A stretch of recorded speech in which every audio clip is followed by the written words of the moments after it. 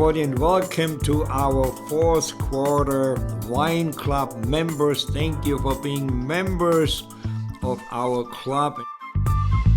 Our featured wine today is WIN Bianco. What do we have? Wow. Well, wine from Sicily, a long story of wine growing. Native grapes were there before the Greeks even showed up in Sicily. We may have heard of the gods of wine. We got Bacchus, which is the Roman god, and then we got Dionysus, that is the Greek god of wine.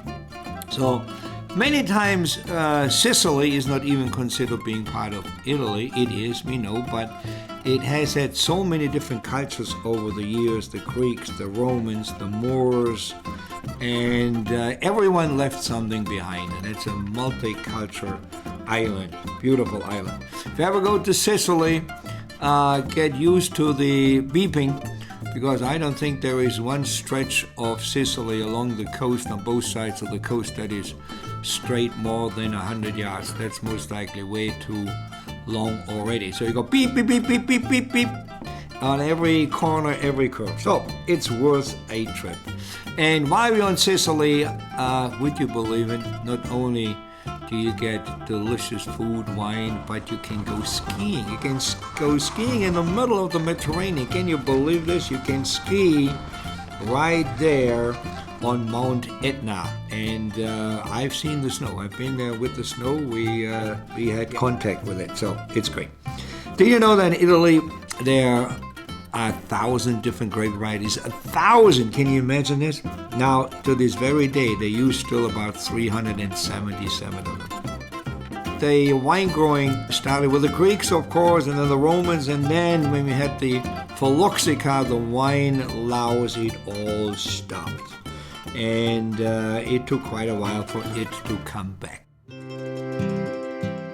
The beautiful thing about Sicily is it's warm and dry, so that means little disease for the grapes, and that is a good thing. So many wines that we get from Sicily may have no pesticides at all or very little, so that is just nice to know. A third of their wines are red. So when you're surrounded by water, you have a lot of white wine. So third are reds, and the main grape is Nero di Avola.